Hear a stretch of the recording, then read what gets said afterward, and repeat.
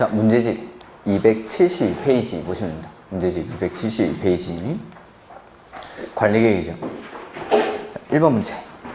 옳은 것. 시가와 조정구역의 지정에 관한 관리계획 결정 당시 승인받은 사업이나 공사에 이미 착수한 자는 신고 없이 계속할 수 있다? 그렇죠. 3개월 이내 신고. 관리계획에서의 기득권 보호죠. 그래서 관리계획 결정 당시 이미 사업이나 공사에 착수한 사람은 원칙은 그냥 하는데 시가와 조정구역이나 수산자원 보호구역의 지정에 관한 관리계획 결정 당시 이미 사업이나 공사에 착수한 사람은 3개월 내에 신고하고 그 사업이나 공사를 계속할 수 있다라는 거죠. 그 다음에 2번 국가계획과 연계해서 시가와 조정구역의 지정이 필요한 경우에는 누가 결정하죠? 국장이. 그래서 2번이 정답이죠. 3번 관리계획의 위반을 제한받은 자는 도시군 관리계획 위반 및 결정에 필요한 비용을 제한자에게 부담시킬 수 있다. 부담시킬 수 있다죠. 전부 또는 일부를 부담시킬 수 있다. 그 다음에 수산자원 보호구역은 누가 결정하죠? 해양수산부 장관이. 그 다음에 5번 지형 관리계획 결정은 언제 효력이 발생합니까? 지형 도면을 고시한 날에 효력이 발생하죠. 다음 날이 아니라. 그 다음에 저번주 했던 것 중에 해설이 좀 잘못된 게 있어가지고 269페이지 잠깐 보실까요? 269페이지.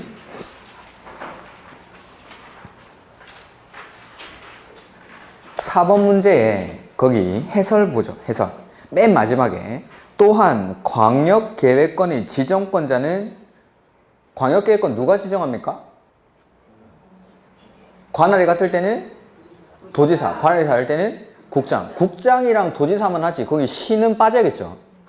국장이랑 도지사만 지정권자지 시는 지정권자가 아닙니다. 거기 4번에 해설에 맨 밑에 보시면은 지금 해설한다고 한다고 했는데 말을 안 듣고 있네.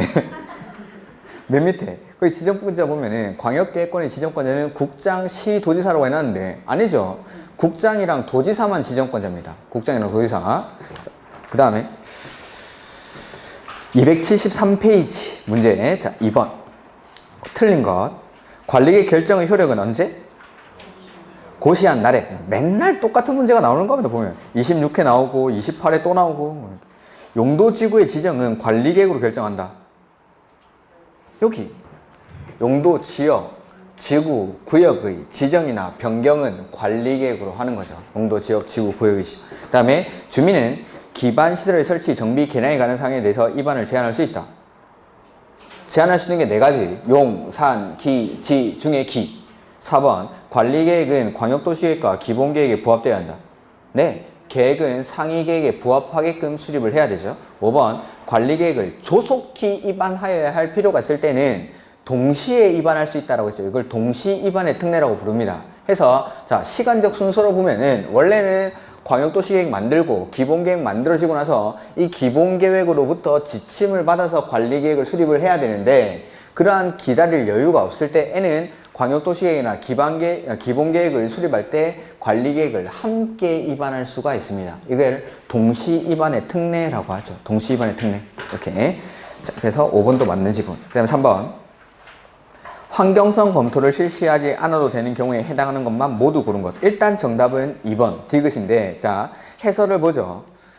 여기 이제 우리 요약서에는 안 나와 있었으니까 제가 기초조사 생략사유 요거는 기억을 하라고 했습니다. 기초조사 생략사유. 그 다음에 나머지 내용들은 참고로 하셔도 되는데, 자, 1번에 보면 이게 자주 출제되는 문제는 아니다라고 했는데, 아닙니다. 이것도 자주 나옵니다. 그리고 조금 어렵게 낼 때는 이런 것들이 출제가 되는 거죠. 해서 1번. 기초조사 생략사유에는 앞에 반드시 들어가야 되는 게 해당 지구단위 계획구역, 해당 지구단위 계획구역, 해당 지구단위 계획구역 이란 말이 들어갑니다.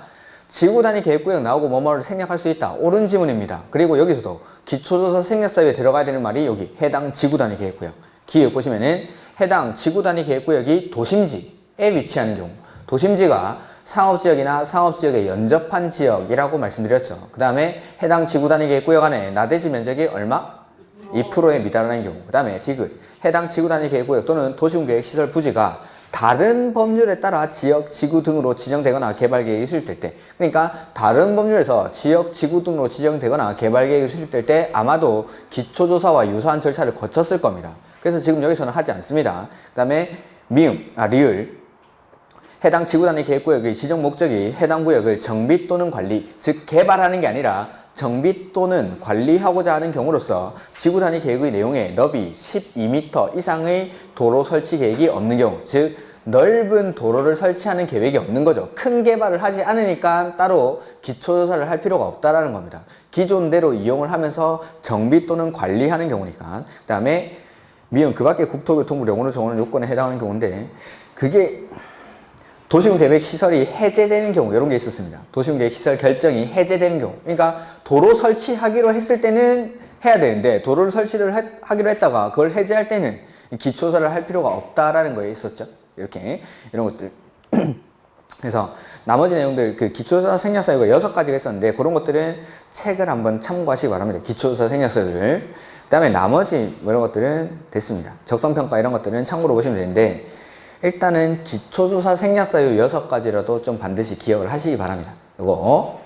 그 다음에, 그래서 뭐 정답 3번은 디귿인데, 기억해보면은 개발제한구역 안의 기반시설. 개발제한구역이 아니라 개발제한구역이 해제되는 지역입니다. 적성평가해보면은 그 275페이지 해설의 3번의 개발제한구역의 지정 및 관리에 관한 특별조치법에 따른 지역과 연접한 지역에 해당해서 개발제한구역에서 조정 또는 해제되는 지역에 대해서는 요거 적성평가를 하지 않을 수가 있죠.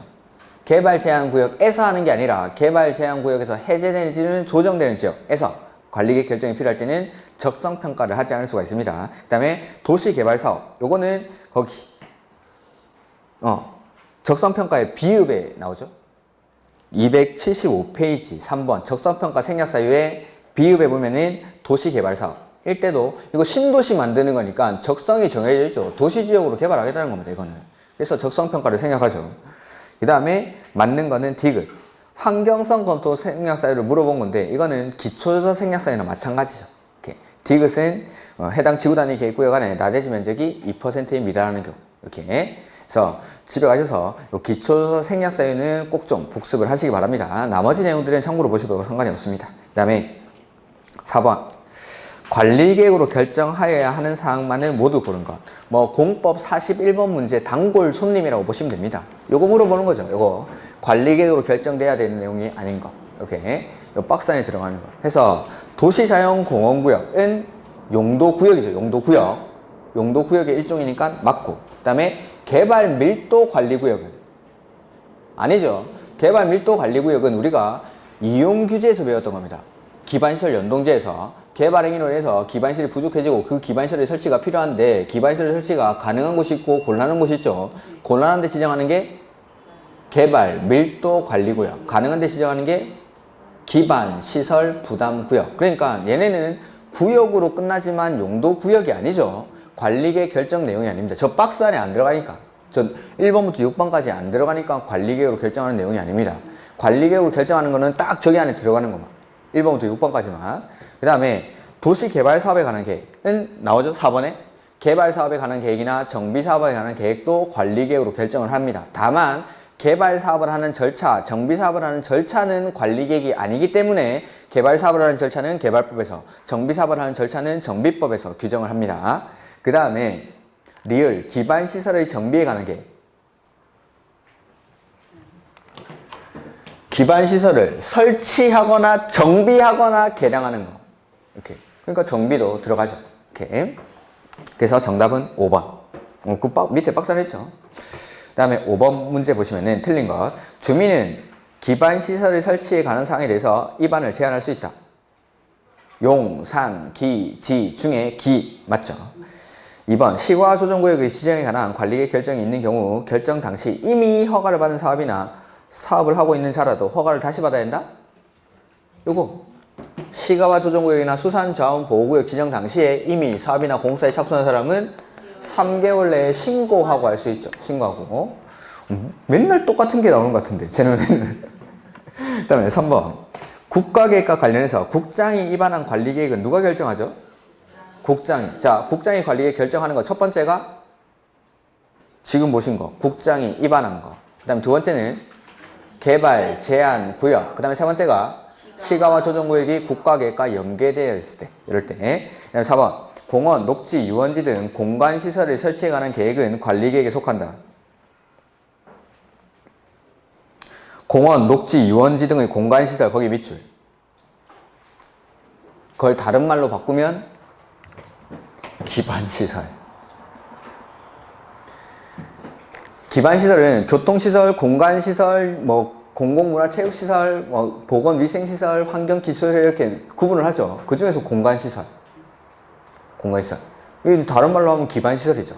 기반시설의 설치, 변경, 설치, 정비, 개량에 관한 사항은 관리계획으로 결정하죠. 맞죠? 그 다음에 축소 밑줄, 도시적 축소. 축소 나오는 순간 맨 끝에 가서 생략할 수 있다. 맞겠죠? 경미한 상황이니까. 이렇게. 그래서 정답은 2번. 그 다음에 또 나왔죠? 4번 문제랑 6번 문제가 똑같은 문제입니다. 관리계획으로 결정해야 되는 사항이 아닌 것. 역시 또 정답도 개발 밀도 관리. 정답까지 똑같네, 이게. 개발 밀도 관리구역 시점. 나머지 내용은 읽지 않겠습니다. 그래서 요거 관리계획으로 결정되는 내용 요 6가지는 반드시 기억을 하셔야 됩니다. 그 공법의 41번 문제 진짜 단골 손님입니다. 얘네는. 관리계획으로 결정해야 되는 내용이 아닌 것은 다음 중 관리계획의 내용에 해당하지 않는 것은 이런 것들. 그 다음에 7번. 이거는 차라리 문제를 수정해서 내야 되는데 결정권자가 다른 하나는 자, 우리 국장이 관리계획 결정하는 경우가 첫 번째가 국장이 입안한 거. 두 번째는 개발 제한구역. 그 다음에 세 번째가 시가와 조정구역이 국가계획과 연계되어 있을 때 이거 3개 한번 찾아보죠. 1번 개발 제한구역 국장이 하죠. 그 다음에 4번 국가계획과 연계해서 시가와 조정구역의 지정이 필요한 경우. 그 다음에 5번에 둘 이상의 시, 도에 걸쳐 이루어지는 사업계획 중 관리계획으로 결정하여야 할 사항이 있는 경우에는 국장이 입안을 했죠? 국장이 입안하면은 결정을 국장이 합니다. 그래서 1번, 4번, 5번은 국장만 결정하는 거. 그 다음에 예전에는 3번에 나오는 요 입지규제 최소구역도 국장만 했습니다. 근데 지금은 입지규제 최소구역 누가 결정하죠? 관리계획 결정권자. 그러니까 국장만 하는 게 아니라 시, 도, 대도시도 할 수 있습니다. 이렇게 그대로 내는 바람에 이게 전원정답이 됐던 문제입니다. 이렇게. 그래서 요거는 문제가 잘못됐는데 수정을 해서 내는 게 좋을 것 같은데 일단 이렇게 전원정답이 이렇게 문제 그때 출제될 당시 그대로 내놓은 겁니다. 그 다음에 도시자연공원구역은 누가 결정하죠? 시, 도, 대도시. 그래서 출제위원은 2번을 정답으로 하고 싶었을 텐데 요게 그 출제 당시에 개정이 돼가지고 3번도 국장만 하는 건 아니라서 전원정답이 됐던 겁니다. 이렇게.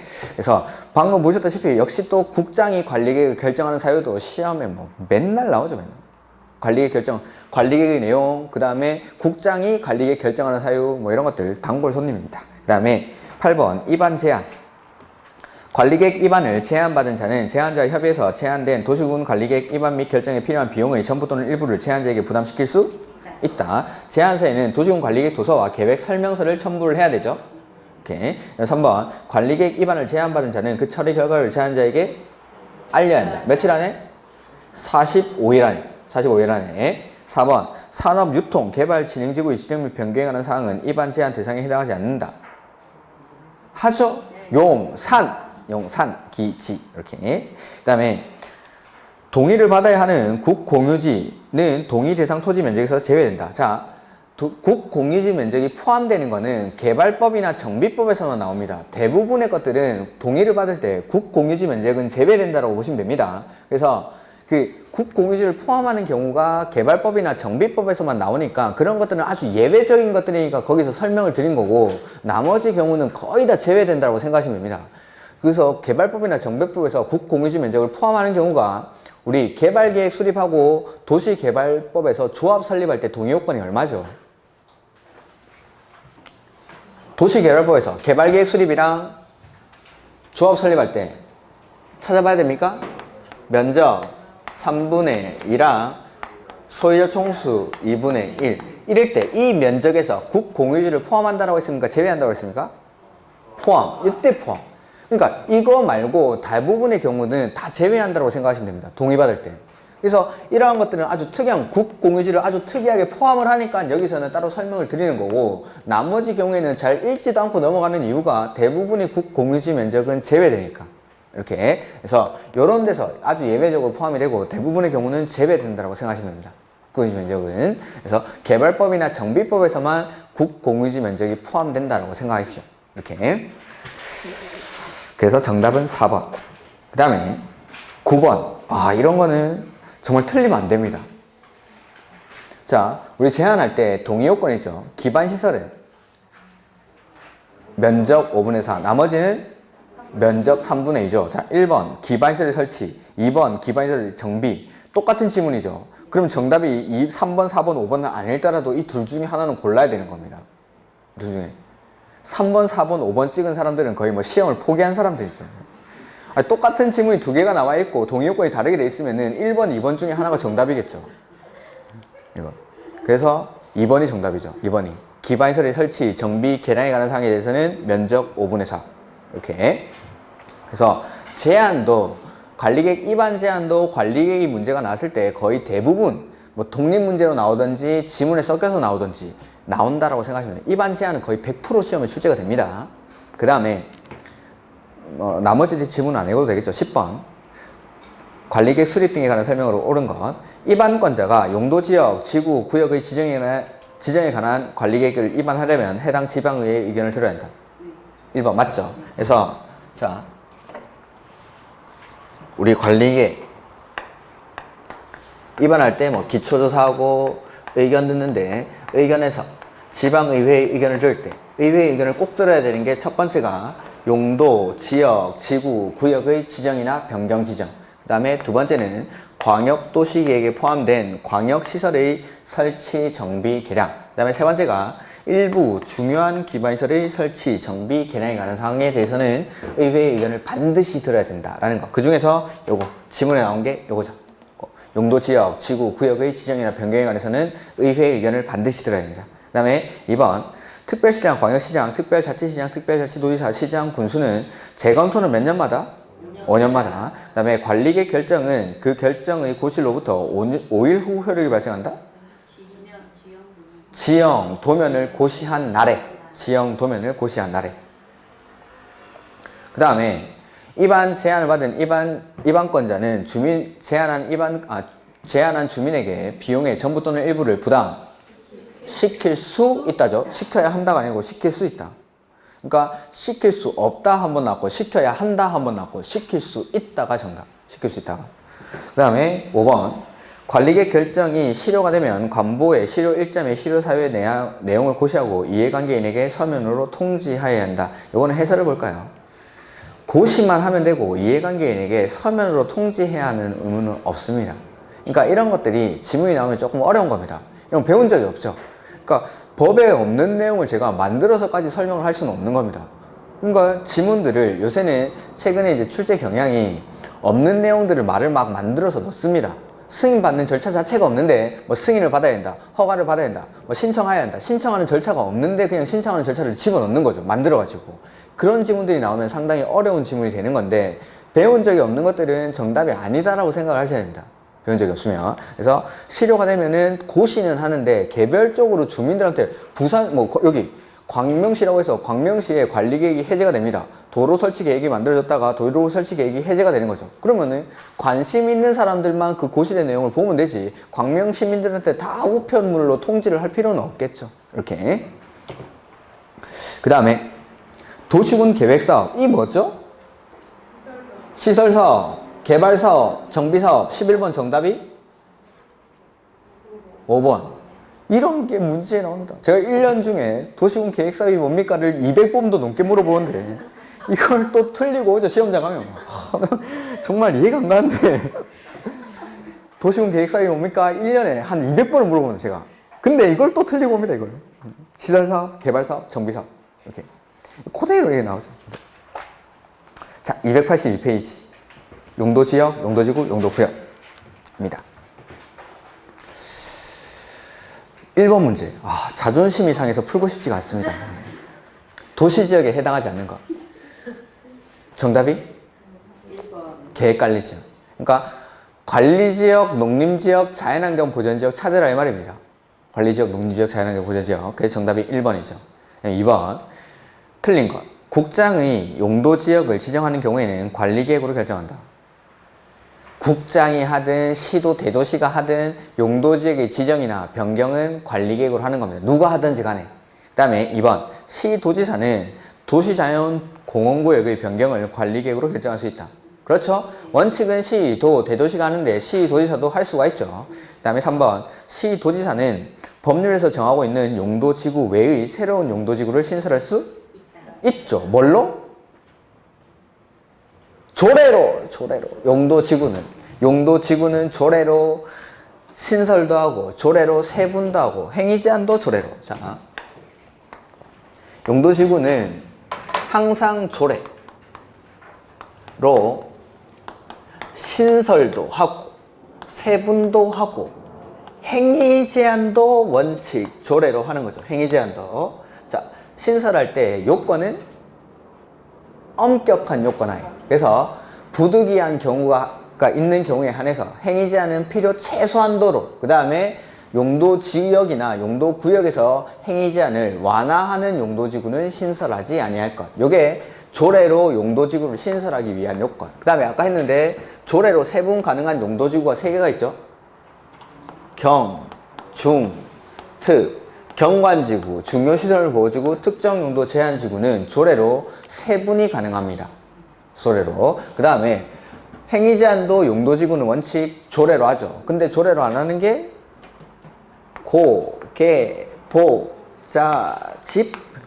고도지구는 도시군 관리계획으로, 개발진흥지구는 지구단위 계획이나 관계 법률에 따른 개발 계획에 따라서. 그 다음에 복합용도지구는 원칙 대통령령으로 하는데 아까 봤던 그 표가 대통령령의 내용이고 그 범위 안에서 조례로 정하는 건축물을 건축할 수 있다. 그 다음에 자연취락지구는 대통령령에서, 그 다음에 집단취락지구는 행위제한을 개특법에서 합니다. 이렇게. 그래서 용도지구는 항상 조례가 떠올라요.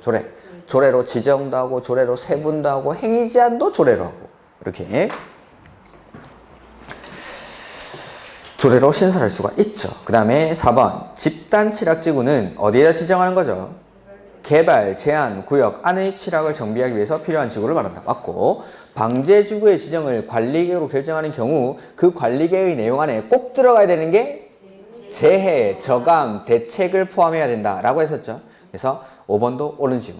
그래서 아까 말씀드렸는데 최근 10년 이내에 2회 이상 재해가 발생해서 동일한 재해가 발생한 지역으로서 동일한 재해가 발생 시 상당한 인명피해가 우려되는 지역은 요거 방제지구로 반드시 지정을 해야 되고, 그 방제지구로 결정하는 내용에는 관리계획 안에 재해, 저감, 대책이 포함이 되어야 한다라는 거. 그 다음에 3번 빠르 3번. 잠깐, 이게 비슷한 문제가 저 뒤에 있어서. 자, 3번 6번 8번 세 문제 빨리 풀어보십시오. 3번, 6번, 8번.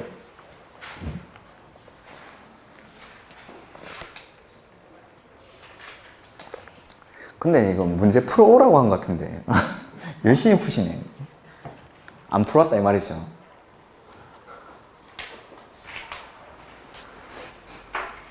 자, 한번 풀어보자. 283페이지 3번 국토의 계획 및 이용에 관한 법령상 용적률 최대 한도가 낮은 지역부터 높은 지역까지 순서대로 나열한 것은, 일단 이런 문제 나왔을 때 건폐율인지 용적률인지를 문제에다가 표시를 해놓습니다. 건폐율인지 용적률인지. 그래서 용적률에다가 크게 동그라미를 해놓고 용적률. 그 다음에 높은 데서 낮은 데론지 낮은 데서 높은 데론지를 문제에다가 확실히 체크를 해야 됩니다.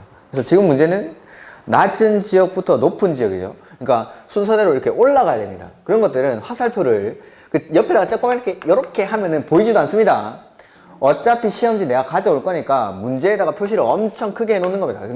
나만의 암호를 만들어 가지고 이걸 표시를 해놓는 거죠. 그래서 보다가 밑에 거 보면 지금 이런 것들은 상관없지만 아까 6번 문제 같은 것들은 엄청 헷갈린다. 이거 찾다 보면은. 그래서 문제에다가 이렇게 크게 표시를 해놔야 헷갈리지가 않습니다. 헷갈리지가. 그래서 이런 표시들을 해놓고, 뭐 낮은 데서 높은 데는 이렇게, 높은 데서 낮은 데면은 반대로 이렇게 표시를 확실하게 해놓고 내려가셔야 됩니다. 그래야 중간에 이렇게 내가 높은 데서 낮은 데인지 낮은 데서 높은 데였는지를 헷갈리지 않고 문제를 딱 보면은 확실히 확인할 수 있게끔 이렇게. 그래서 지금도 뭐 4개 이거 용적률 100, 150, 200, 250 하다 보면은 헷갈리니까 이런 것들을 반드시 문제에다가 표시를 해놓고 푸셔야 실수 없이 문제를 풀 수가 있습니다. 이런 문제들은 몰라서 틀리는 게 아니라 실수로 틀립니다. 시험 끝나고 나와가지고 채점하는데 이런 거 틀리죠? 아, 피눈물이 납니다. 피눈물이 막 잠이 안 옵니다. 그러면 한 문제, 두 문제로 다 떨어지는데, 떨어지는 사람들이 뭐 10문제 떨어진 사람들이 이것 때문에 뭐 눈물을 흘리겠습니까? 절대 흘리지 않습니다. 그런 사람들은 어차피 떨어질 줄 알았기 때문에 그냥 시험 끝나고 술 먹을 생각만 하는 거죠. 근데 내가 합격할 줄 알았던 사람들이 이것 떨어지죠. 이것 때문에 진짜 잠이 안 오면 잠이, 내가 미쳤지.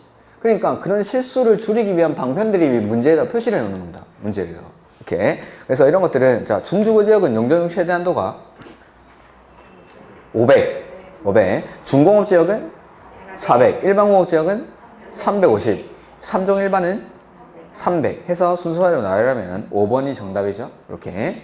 그 다음에 6번 문제 바로 보죠. 이게 이제 27회 때 문제인데, 이런 문제가 이제 상당히 시간이 더 오래 걸리고 실수하기 딱 좋은 문제입니다. 그러니까 이런 방금 보신 3번 문제 같은 경우에는 4개만 찾아가지고 이렇게 순서대로 배열을 하면 되는데, 이거는 각 지문마다 다 찾아야 되는 거죠.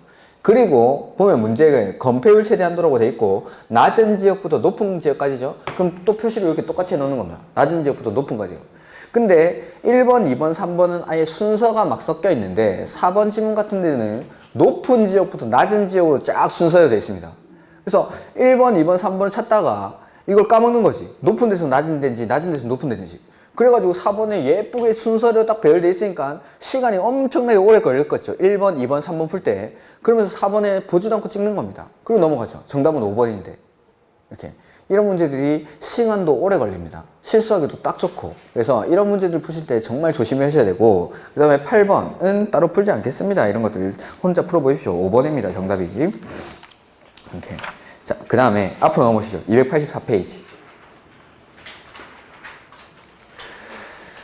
건축 제한입니다. 이런 문제들은, 건축 제한 문제는 상당히 좀 어렵습니다. 이거를 뭐 외워서 풀 수는 절대 없는 문제고, 그러니까 용도 지역이 지정이 되면은 행위 제한이 3개가 따라붙죠. 용도 지역에서는 행위 제한이 건축 제한, 건폐율, 용적률. 그 건축 제한 이게 나오면은 문제는 조금 어렵습니다. 자, 요렇게 나옵니다. 보시죠. 그러니까 건축 제한이라는 거는 각각의 용도 지역에서 지을 수 있는 건물, 없는 건물 이런 것들을 규정한다라고 했는데, 국계법에서 용도 지역의 세분 중 편리한 주거 환경을 조성하기 위해서 필요한 지역이 뭐죠?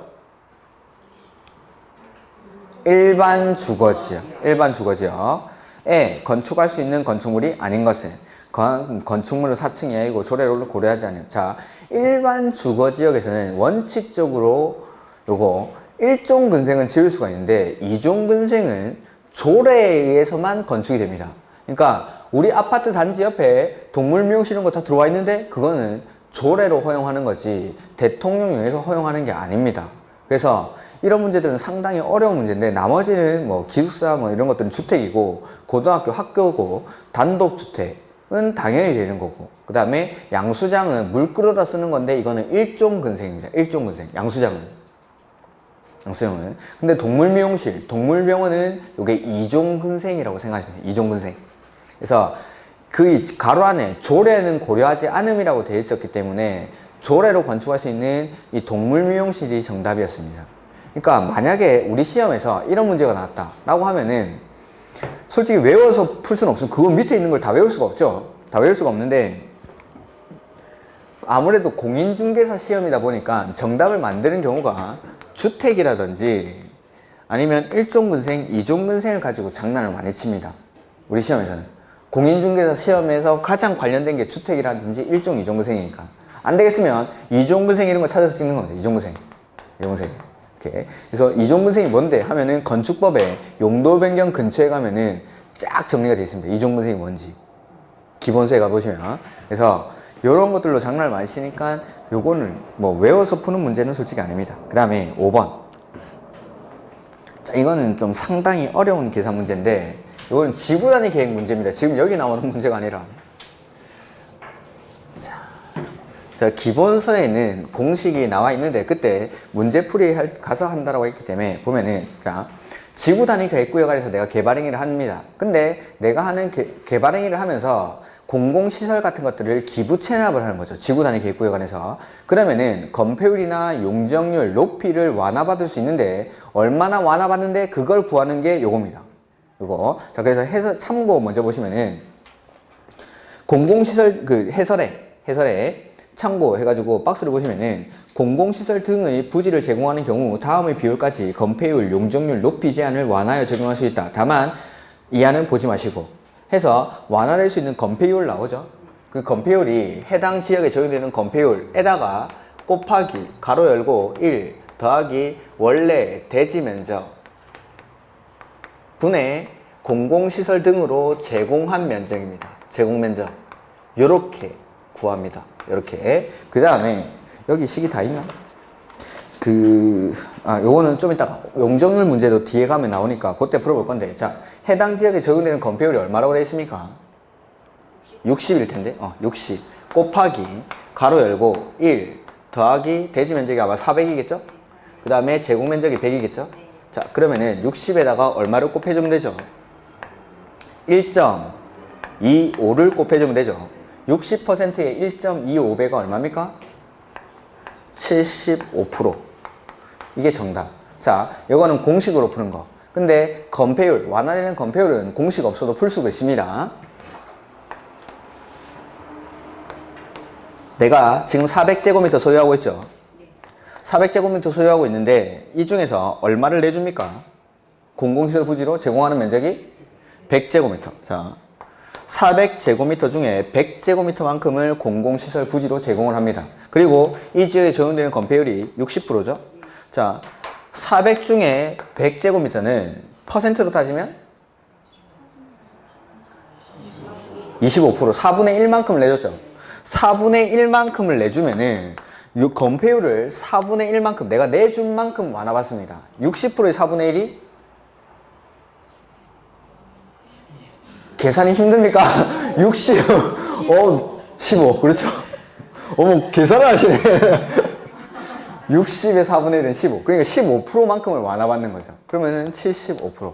그러니까 공식이 없어도 이거는 충분히 풀 수가 있습니다. 나중에 지구 단위 계획하면은 이거랑 똑같이 완화되는 용적률 문제가 나올 건데, 그거는 조금 어렵습니다. 요거보다는. 근데 완화되는 건폐율, 요건 지구 단위 계획 문제입니다.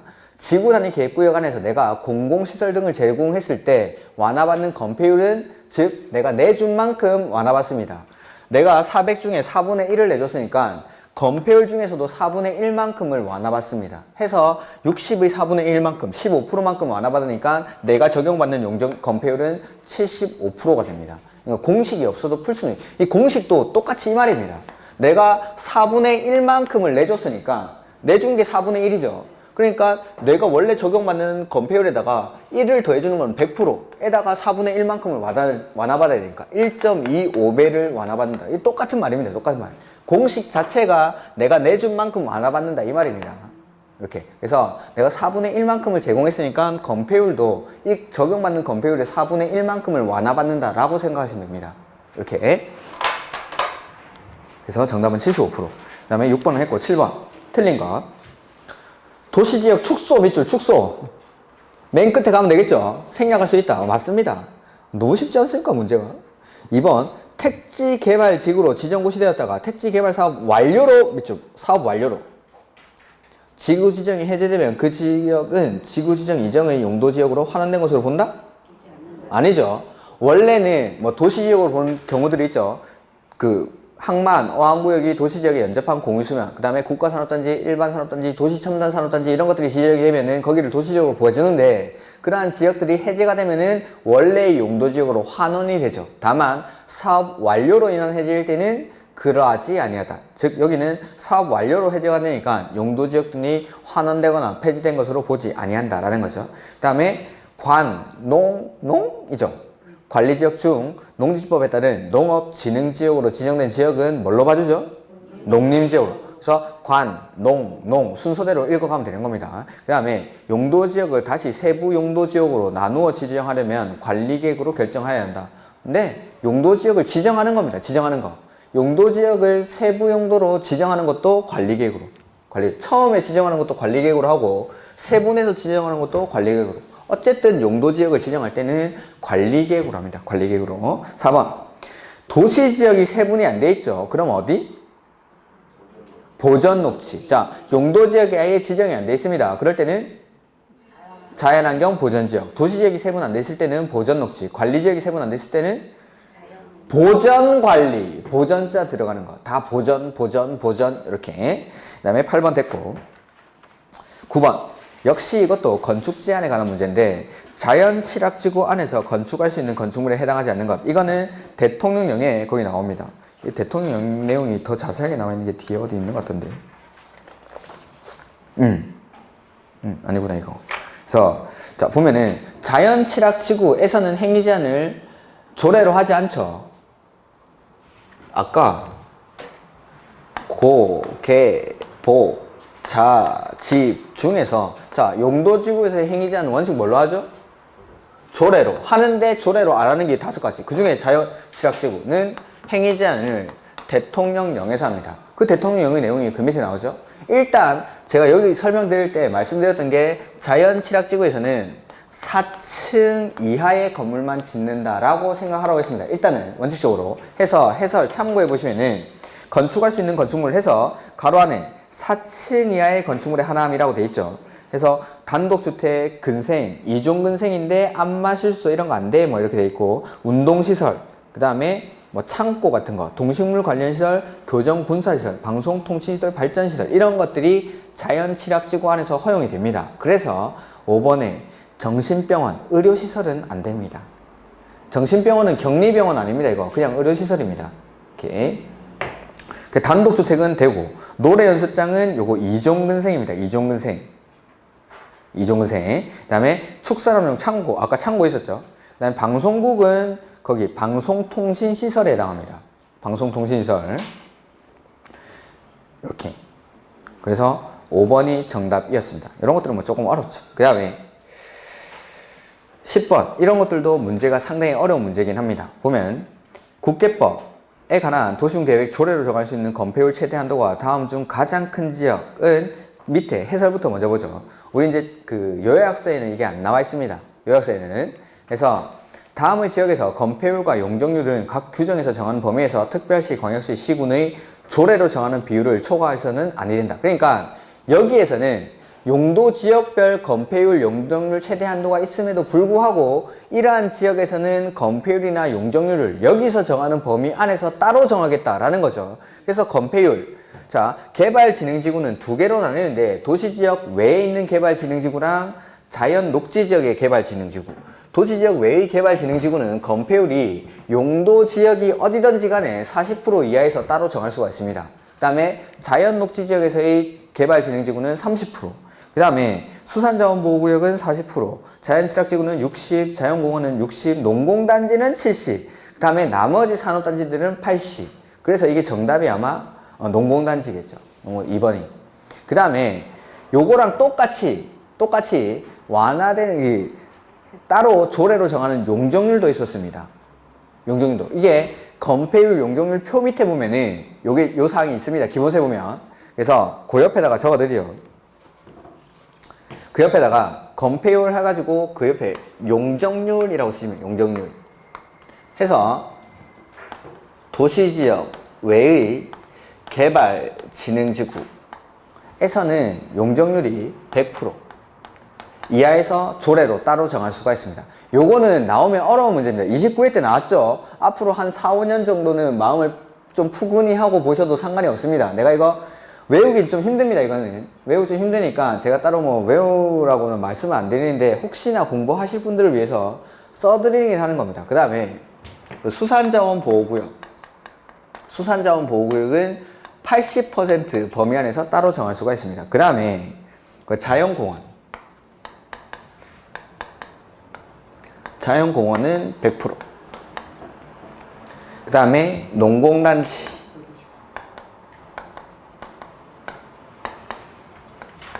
이렇게. 나머지 제가 안 쓴 것들 있죠. 그거는 규정이 없는 겁니다. 그러니까 건폐율 용적률을 대통령에서 뭐 각각의 용도 지역들마다 다 정해놓고 용적률도 다 정해놨는데 이러한 지역들, 이 표에 나오는 지역들은 여기서 정하는 범위 안에서 조례로 따로 정할 수가 있다라는 겁니다. 용도 지역의 건폐율에 관계없이. 그래서 요거는 나온다면 상당히 어려운 문제인데 29회 때 한번 출제가 됐습니다. 건폐율로. 이렇게. 그 다음에 그 표에다가 옆에 용적률을 같이 이렇게 써놓고 하나로 보시면 됩니다. 이러한 것들은 용도 지역에 관계없이 건폐율이나 용적률은 여기서 정하는 범위 안에서 조례로 정하는 범위를 초과할 수 없다라는 겁니다. 따로 정하겠다는 거예요. 이 지역에서는 용적률이나 건폐율을 이렇게. 그래서 정답은 2번입니다. 어려운 문제에 속합니다. 이런 것들은. 그 다음에 11번 풀지 않겠습니다. 이런 것들. 12번 또 풀지 않겠습니다. 건폐율, 용적률 물어보는 문제죠. 이런 것들. 건폐율, 용적률 문제 중에 제일 쉽게 내면 이렇게 냅니다. 제일 쉽게 내면. 제일 큰 거, 제일 큰 거 이런 거. 그 다음에 13번 용도지에 관한 설명으로 옳은 것. 저층 편리한 뭐죠? 일종 일반. 저층 편리하니까 일종 일반. 2번 환경을 저해하지 아니하는 일반 공업지역. 그 다음에 3번 공유수면의 매립구역이 둘 이상의 용도지역에 걸쳐있는 경우에는 걸친 부분의 면적이 가장 큰 용도지역과 같은 용도지역으로 지정된 것으로 본다? 관리계획으로 결정을 해야죠. 자, 요 공유수면 매립지에서의 특례죠. 공유수면의 매립 목적이 이웃하고 있는 용도지역의 내용과 어떠면? 같으면 매립 준공 인가일부터 이웃하고 있는 용도지역으로 본다. 다만 고시는 생략이 안 되니까 입안에서 결정까지만 생략이 되니까 고시는 따로 특, 꽝, 시, 군이 합니다. 근데 매립 목적이 이웃하고 있는 용도지역의 내용과 다르거나 둘 이상의 용도지역에 걸쳐 있거나 이웃하고 있을 때는 특례에 해당하지 않으니까 다시 원칙으로 돌아가야 되죠. 해서 관리계획으로 결정을 해야죠. 뭐 큰 지역을 따라가는 게 아니라 관리계획으로 용도지역을 지정을 해줘야 됩니다. 4번 도시지역에 대해서 세분이 안 돼 있죠. 어디? 보전녹지. 아까 말씀드렸다시피 이거 세분 안 된 거 미지정, 미세분 시험에 무지하게 냅니다. 무지하게. 미지정됐을 때는 자연환경 보전지역, 도시지역이 미세분됐을 때는 보전녹지, 관리지역이 미세분됐을 때는 보전관리. 어렵지 않은 지문인데 시험에 중간중간에 엄청나게 들어가 있는 지문입니다. 그 다음에 건물이 고도지구에 걸쳐 있죠. 그럴 때는 건물이랑 대지 전부에 대해서 어디? 고도지구에 관한 규정을 적용한다. 해서 정답이 5번. 이렇게. 그 다음에 자, 역시 건축 제한에 관한 문제입니다. 준주거지역 안에서 건축할 수 있는 건축물은 해서 이런 것들은 4번인데 그냥 보지 마십시오. 어렵습니다. 준주거지역에서 지을 수 있는 건축물.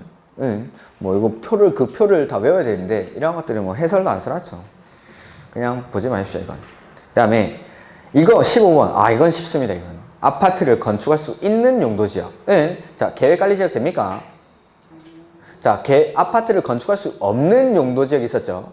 일단 유통상업지역이랑 전용공업지역 안 되죠. 그 다음에 일반 공업지역 안 됩니다. 그 다음에 녹, 관, 농, 자 안 되죠. 그 다음에 일 들어가는 거 안 되죠. 저 일종 전용이랑 일종 일반 안 됩니다. 빼고 나면 뭐 남죠? 이종 전용. 여기는 공동양환이니까 아파트를 지을 수가 있습니다. 그래서 4번이 정답. 그 다음에 16번. 15번은 5번이 정답. 네. 그 다음에 16번. 국계법 영상 도시군계획 조례에 의해서도 일반 음식점. 자, 일반 음식점은 이종근생입니다. 제가 그 휴게 음식점이랑 일반 음식점의 차이를 말씀드렸습니까?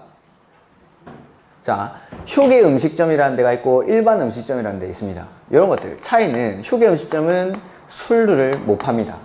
근데 일반 음식점은 술 판매가 가능한 곳입니다. 삼겹살집 들어가죠. 그 앞에 일반 음식점 돼 있습니까? 휴게 음식점 돼 있습니까? 일반 음식점이라고 돼 있습니다. 술을 파니까. 롯데리아 들어가죠. 거기는 휴게 음식점이라고 돼 있습니다. 대부분이. 그러니까 이 일반 음식점은 이종근생입니다. 휴게 음식점도 이종근생이 되는 경우도 있는데 규모가 작은 것들은 일종근생입니다. 술 먹은 사람들은 집에 조용히 갈까요? 노래 부르면서 갈까요? 아, 그렇죠. 노래도 부르고 소리도 지르고 시끄럽겠죠. 그래서 조용해야 되는 곳에는 이 일반 음식점을 건축할 수가 없습니다. 자, 밑에 있는 것 중에 왠지 제일 조용해야 될 것 같은 곳이 어디죠? 네, 전용 주거지역. 전용 주거지역에는 이 이종근생을 건축할 수가 없습니다. 이종근생.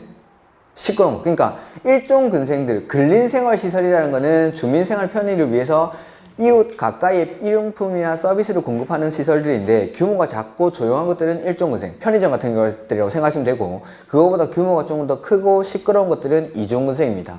근데 이런 전용 주거지역에 이런 시끄러운 시설들이 들어와 버리면은 양호한 주거환경을 확보할 수가 없겠죠. 해서 이종 전용 주거지역 이런 데는 일반 음식점이 건축할 수가 없습니다. 이렇게 일반 음식점. 술 먹은 사람들 집에 조용히 안 가니까. 그 다음에 역시 건축 제한인데 이런 것들도 밑에 보시다시피 이런 거 해설 보시면 아시겠지만 외워서 풀라는 게 아닙니다. 이거는 그냥 틀리라고 낸 문제입니다. 17번 30회 문제죠. 근데 보면은 3종 일반 주거지역 안에서 건축할 수 있는 건축물입니다. 그러니까 3종 일반 주거지역이라는 건 고층 아파트 단지가 있는 곳이겠죠. 거기에 이 건물 이런 문제가 났을 때는 내가 찍긴 찍는데 건물들을 아파트 단지 안에 하나하나 집어넣어 보는 겁니다. 그 중에서 가장 어울리지 않는 걸 찾는 거죠. 아파트 단지 앞에 단란주점 있으면 좋습니까?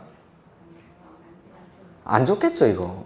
단란주점은 150제곱미터 미만짜리들은 이종근생이고 150제곱미터 이상이 되면 이거 위락시설이 됩니다. 위락시설은 상업지역에만 건축할 수 있죠. 그래서 이런 것들은 이종근생이든 뭐 이런 것들이 단란주점이든 집 근처에 오면 안 되겠죠. 그 다음에 격리병원. 제가 말씀드렸지만은 의료시설 중에 일반적인 병원들은 그냥 종합병원, 의료시설인데 격리병원이라는 거는 지금 우리 코로나 환자 같은 사람들,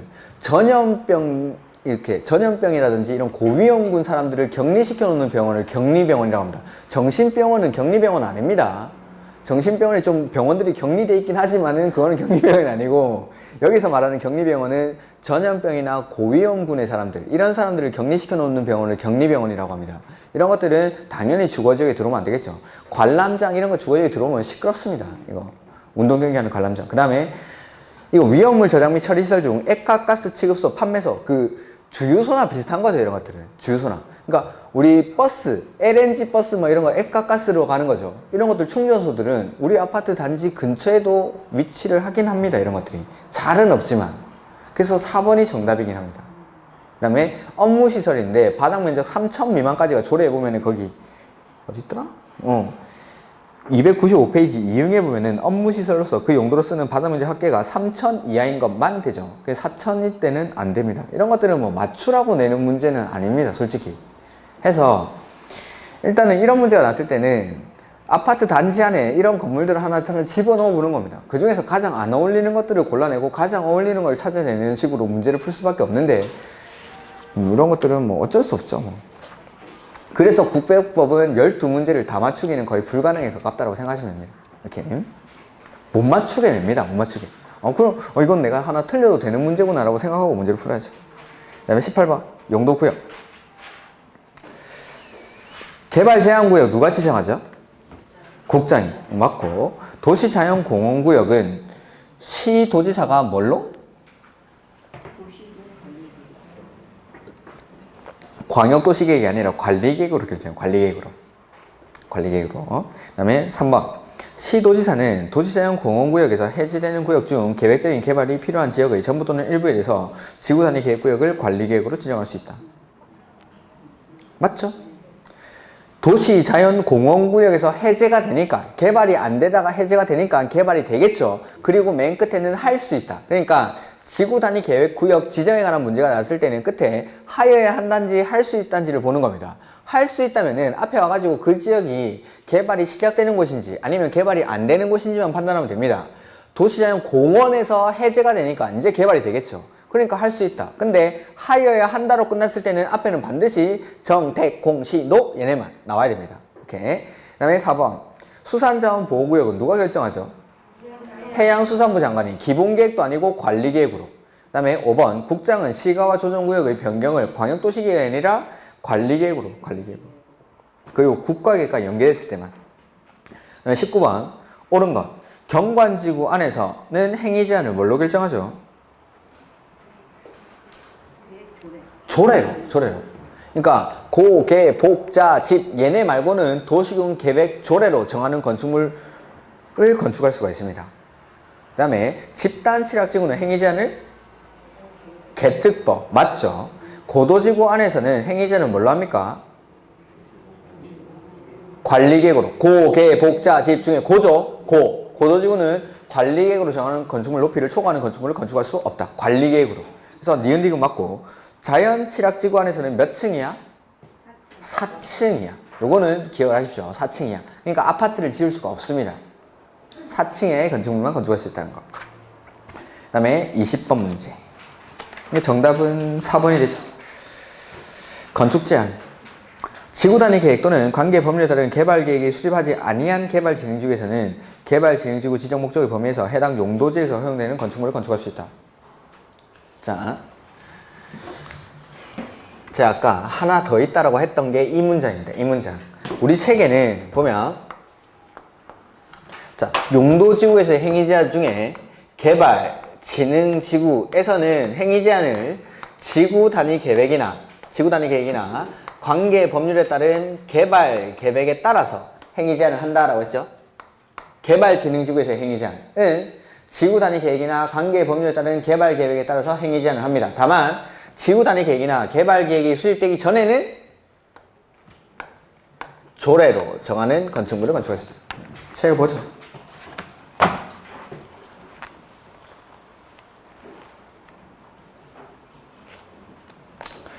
거기 요약서에 187페이지 가로 5번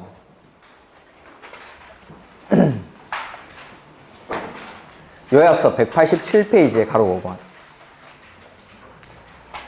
개발진흥지구 안에서는 지구 단위 계획 또는 관계 법률에 의한 개발 계획에 위반하여 건축물을 건축할 수 없습니다. 그러니까 지구 단위 계획이나 개발 계획에 따라서 행위 제한을 하죠. 근데 이 계획이 수립되기 전에는 마지막에 조례로 정하는 건축물을 건축할 수 있다. 이게 우리가 배운 거. 그 다음에 제가 기본서에 한 문장 더 있다라고 했죠. 한 문장 더 있는 문장이 뭐냐면 지금 우리 지문에 나오는 겁니다.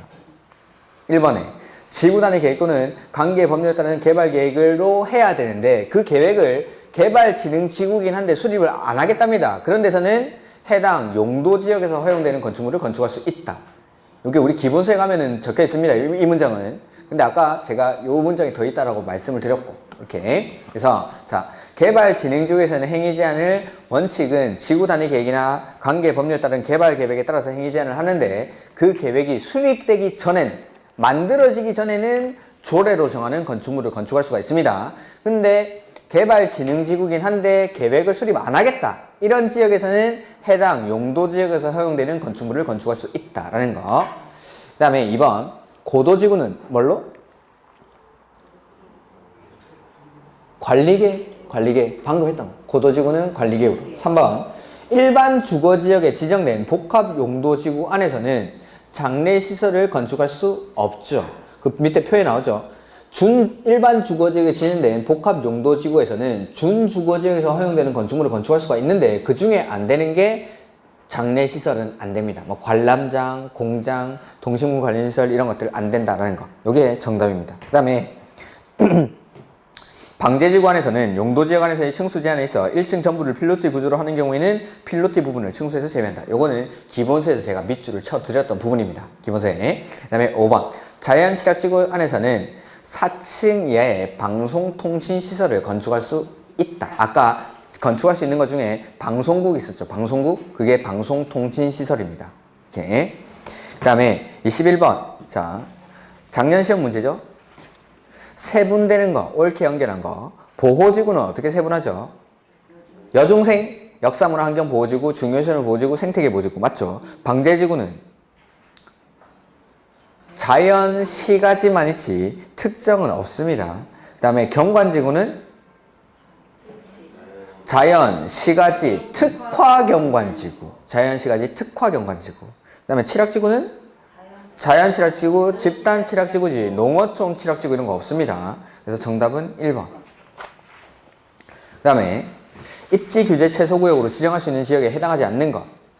그래서 1번부터 4번까지는 우리 책에 있는 건데, 자, 5번. 도시재생 활성화 지역 중, 거기 근린재생형이 아니라, 해설해 보시면은, 도시경제 기반형. 자, 입지규제 최소구역이라는 거는 목적이 지역 거점을 육성하는 지역 거점. 그러니까 예전에 구도심 내지는 원도심이라고 부르는 지역. 여기가 원래 지역 거점 역할을 하던 곳이죠. 근데 이러한 지역들이 30년, 40년 오래되다 보니까 낙후된 지역으로 바뀌어가지고 이 지역 거점을 다시 육성을 하는 겁니다. 근데 근린재생형이라는 거는 말 자체가 우리 집 주변을 막 개발하는 것 같지 않습니까? 집 주변. 그러니까 이웃 가까이에 있는 지역들을 소규모로 개발하는 게 근린재생형입니다. 그래서 요거 근린재생형이 아니라 여기 도시경제 기반형. 도시경제의 기반이 되는 곳, 거점을 육성하는 것. 요거. 그러니까 요거는 뭐 맞추라고 낸 문제는 아니었습니다. 우리가 도시재생 활성화 지역 이런 것들을 배우지 않으니까. 도시재생 활성화 및 지원에 관한 특별법을 배우지 않는데 이런 것들은 뭐 조금 어려운 문제에 해당하죠. 근데 1번부터 4번까지는 구도심에 해당하니까 5번에 요걸 좀 바꿔냈습니다. 일단 그 다음에 23번 이것도 작년 문제입니다. 기역이란 토지 이용 및 건축물의 용도, 건폐율, 용적률, 높이 등에 대한 땡땡땡의 제한을 강화하거나 완화하여 적용함으로써 땡땡땡의 기능을 증진, 땡땡땡의 기능을 증진, 용도 지역의 기능을 증진시키는 게 뭐죠? 용도지구. 그래서 1번이 정답. 너무 쉽죠? 이것도 제가 작년에라고 이렇게 필기를 안 했겠습니까? 용도지역의 기능 증진이 용도지구의 쓰임이다. 이거 뭐 작년에도 맨날 썼었죠. 302페이지 지구 다니기 보죠. 지구 다니기. 틀린 것. 관광특구에 대해서는 지구 단위 계획구역을 지정할 수 있다. 끝에 할 수 있다 끝났죠? 그럼 관광특구는 개발이 되는 곳입니까? 개발이 안 되는 곳입니까? 되는 곳이죠. 요거 제가 나눠 들었던 문제도 있던 문제입니다, 이거. 그러니까 할 수 있다로 끝났으면 앞에 관광특구 이게 개발이 되는 곳인지 안 되는 곳인지만 판단하면 됩니다. 관광특구가 지정이 되면 호텔, 카지노 들어오겠죠. 하니까 개발이 되는 곳이니까 할 수 있다. 맞습니다. 그리고 제가 요 문제 풀 때 또 한 문제를 바꿨었죠. 관광진흥법에 따라 지정된 관광특구의 전부 또는 일부에 대해서 지구 단위 계획구역을 지정할 수 있다. 이렇게 하면 맞습니까? 틀렸습니까? 관광특구의 전부 또는 일부에 대해서 지구 단위 계획구역을 지정할 수 있다. 맞습니까? 틀렸습니까? 맞죠? 맞죠? 자, 지구 단위 계획은 도시군 계획 수립 대상 지역이라는 말이 나오면 그 뒤에는 뭐만? 일부만. 근데 앞에 도시개발구역, 정비구역, 택지개발지구, 대지조성사업지구, 산업단지와 준산업단지, 관광단지와 관광특구 이런 특정한 지역, 지구, 구역들 개발이 시작되는 곳이 나왔을 때는 그 전부를 지구 단위 계획구역으로 지정할 수도 있고 일부를 지구 단위 계획구역으로 지정할 수도 있고 한번 더 해볼까요? 이거? 자, 여기 광명시가 있습니다. 광명시가. 지구 단위 계획구역은 광명시 전부에다가 지구 단위 계획구역을 지정할까요? 광명시 일부에 지구 단위 계획구역을 지정할까요? 광명시 전부를 막 개발을 해가지고 합리적으로 이용하는 건 아니겠죠. 광명시 입장에서 봤을 때 지구 단위 계획구역은 일부입니다. 그래서 도시군 계획 수립 대상 지역이라는 말이 나왔을 때는 그 뒤에는 반드시 일부만 나옵니다. 광명시가 도시군 계획 수립 대상 지역이죠. 도시군 시, 군을 대상으로 도시군 계획을 수립하니까. 그러니까 광명시 입장에서 봐서 지구 단위 계획구역은 일부. 그래서 도시군 계획 수립 대상 지역 그 뒤에는 반드시 일부만 나와야 됩니다. 근데 여기가 정비구역인 거죠. 광명시의 재개발구역입니다. 근데 이 재개발구역은 재개발구역 전부를 지구 단위 계획구역으로 지정할 수도 있고 재개발구역 중에 요만큼만 지구 단위 계획구역으로 지정해서 개발할 수도 있다라는 거죠. 그래서 도시군 계획 수립 대상 지역 뒤에는 반드시 일부만. 근데 뭐 정비구역, 택지개발지구 이런 것들 특정한 지역, 지구, 구역들이 나왔을 때는 전부를 지구 단위 계획구역으로 지정할 수도 있고 일부만 지구 단위 계획구역으로 지정할 수도 있다라는 내용입니다. 요게. 그래서 관광특구 뒤에 전부 또는 일부라는 말을 집어넣어도 옳은 지문입니다. 이렇게. 2번. 도시지역 외의 지역, 비도시 지역도 지구 단위 계획구역으로 지정할 수 있습니까? 네. 어디? 계획관리지역, 개발진흥지구, 기존의 용도지구에서의 행위제한 등을 폐지하고 지구단위 계획으로 대체하려는 지역 요 세 군데다가 비도시 지역의 지구단위 계획구역을 지정할 수 있죠. 그 다음에 건축물의 배, 형, 색, 건, 지구 단위 계획에 포함될 수 있다. 맞죠? 되어야 한다 하면 틀렸겠지만 될 수 있다니까 맞죠? 되어야 하는 건 뭐죠? 용기, 건축물의 용도 제한, 건폐율, 용적률, 건축물 높이의 최고한도, 최저한도, 기반시설의 배치와 규모 이러한 것들은 포함되어야 하지만 요거 나머지는 될 수 있다. 그 다음에 4번 주차장 설치 기준은 얼마까지 완화됩니까? 100%까지. 100%까지. 그 다음에 5번 주민은 시장 군수에게 지구 단위 계획구역의 지정에 관한 사항에 대해서 관리계획 위반을 제한할 수 있다. 맞죠? 용, 산, 기, 지 중에 지가 지구 단위 계획 구역의 지정이나 변경, 지구 단위 계획의 수립이나 변경에 관한 사항에 대해서 위반권자에게 위반을 제한할 수가 있죠. 그 다음에 2번 틀린 것. 지구 단위 계획은 뭘로 결정하죠? 관리계획으로. 지구 단위 계획 구역을 지정하는 것도 관리계획으로, 지구 단위 계획을 수립하는 것도 관리계획으로. 2번 2개 이상의 노선이 교차하는 대중교통 교절지로부터 2km 이내에 위치한 지역은 지구 단위 계획 구역으로 지정하여야 한다. 하여야 한다 밑줄. 하여야 한다 앞에 꼭 나와야 되는 게 뭐죠? 정, 태, 공, 시, 노 빼고는 싹 다 틀린 지문. 이거 어디 다른 여기는 뭐 설명을 제 마음에 들게 딱 해놨는데 자, 지구 단위 계획구역으로 반드시 지정해야 하는 의무적 지정 대상에 해당하지 않는다. 네.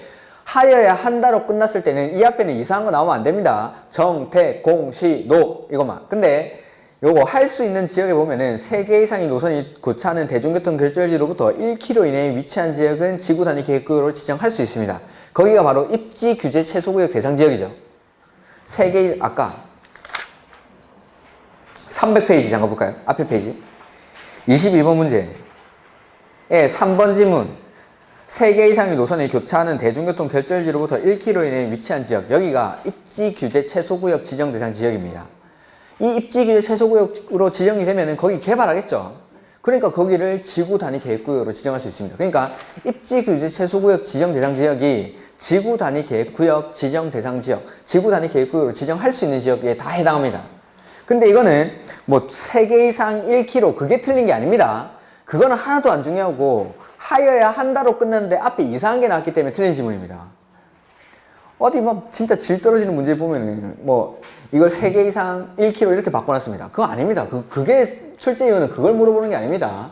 하여야 한다로 끝난 거 앞에는 반드시 정택 공시 노만 나와야 됩니다. 하여야 한다로 끝났기 때문에 그게 틀린 겁니다. 3번 시도지사는 도시개발구역의 전부 또는 일부에 대해서 지구단위 계획구역을 지정할 수 있습니까?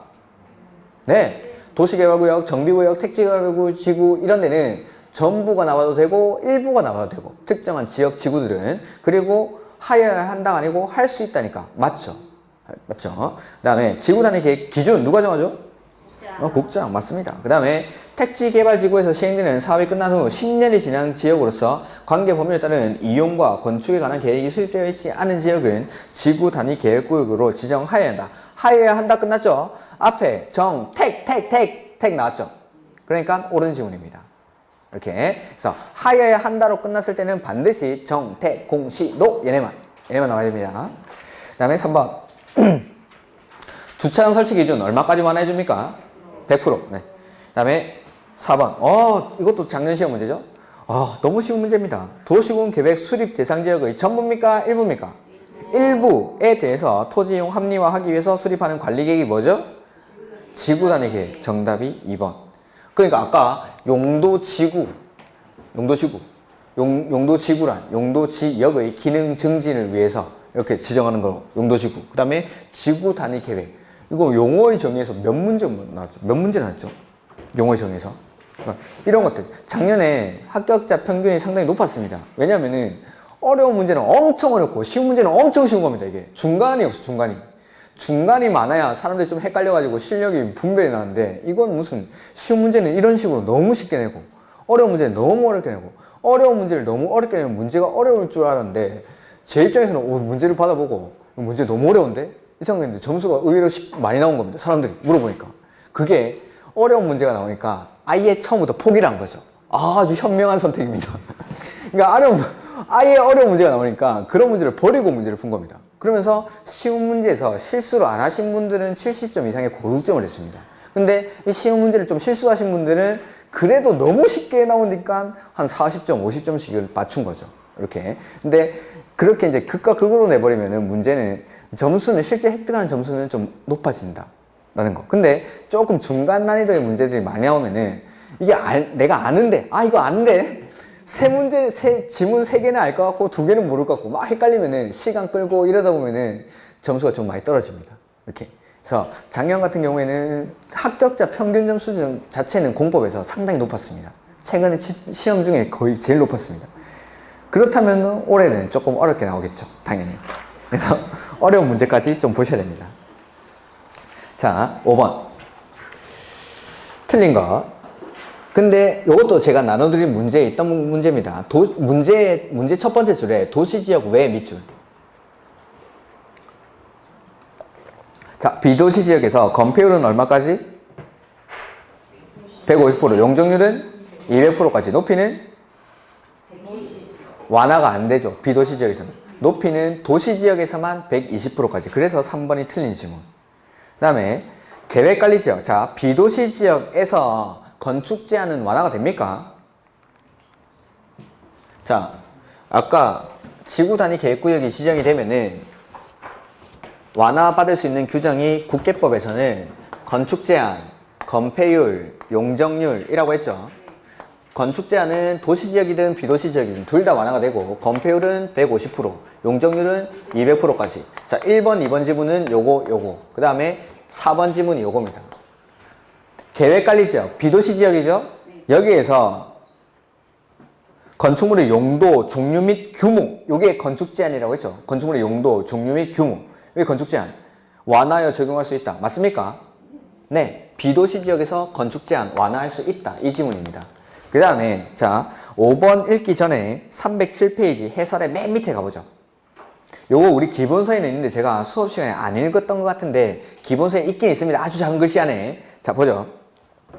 지구 단위 계획 구역에서는 지구 단위 계획으로 건축물의 용도, 종류 및 규모 등을 완화하여 적용할 수 있다. 맞죠? 건축 제한이 완화가 됩니다. 다만 개발진흥지구에 지정된 지구 단위 계획 구역에 대해서 건축법 규정을 완화할 때 아파트나 연립주택은 허용되지 아니한다. 자, 개발진흥지구에서 지구 단위 계획으로 건축 제한을 완화하더라도 요거 아파트나 연립주택은 못 짓습니다. 근데 정의한 게 거기 두 번째 줄, 밑줄. 계획관리지역은 제외. 그러면은 자 계획관리지역에 지정된 개발진흥지구에서 건축 제한을 완화하면은 아파트나 연립주택을 건설할 수 있습니까? 네, 그렇다 이 말입니다. 자, 다시 개발진흥지구에 지정된 지구단위 계획구역에서 건축 제한을 완화해주죠. 그럴 때는 안 되는 게 아파트나 연립주택은 완화받더라도 아파트나 연립주택은 건설할 수 없습니다. 다만 제외되는 게 계획관리지역이니까 계획관리지역에 지정된 개발진흥지구에서 건축 제한이 완화될 때는 아파트나 연립주택을 허용할 수 있다라는 말이죠. 다른 데서는 안 되는데. 해서 지문 보면은 5번 계획관리지역 외의 지역이죠. 계획관리지역 외의 지역에 지정된 개발진흥지구 내의 지구단위 계획구역에서 건축물의 용도, 종류 및 규모 등을 완화하여 적용할 경우 아파트나 연립주택은 허용되지 아니한다. 맞죠? 계획관리지역에서는 허용이 되는데 계획관리지역 외에서는 허용이 안 되니까 옳은 지문입니다. 이런 것들. 그 다음에 6번 틀린 것. 주민 지구단위 계획 입안 제한할 수 있습니까? 네, 용, 산, 기, 지. 제한이 보시다시피 시험에 무지하게 나옵니다. 제한은 그냥 매해 출제가 되는 겁니다. 관리계획 입안 제한은. 2번 개발 제한 구역에서 해제된답니다. 개발이 시작됩니까? 개발 제한 구역이었다가 해제가 되면은 개발이 시작될까요? 네, 그러면은 지정할 수 있습니까? 네, 할 수 있다니까 앞에 게 개발이 시작되는 곳인지 아닌지를 판단하면 되겠죠. 개발 제한 구역에서 해제가 되니까 개발이 시작될 테고 그곳은 지구 단위 계획 구역으로 지정할 수가 있습니다. 3번 시장 군수가 입안한 지구 단위 계획의 수립 및 변경에 관한 사항은 누가 결정하죠?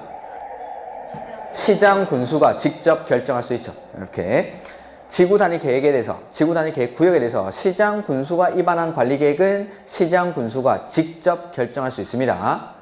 그 다음에 4번 지구 단위 기준 누가 정하죠? 기준? 네, 국장. 틀렸죠. 정답 자체는 쉽죠. 5번 도시적 외의 지역으로서 용도지구를 폐지하고 그 용도지구에서의 행위 제한 등을 지구 단위 계획으로 대체하려는 지역은 지구 단위 구역으로 지정할 수 있다.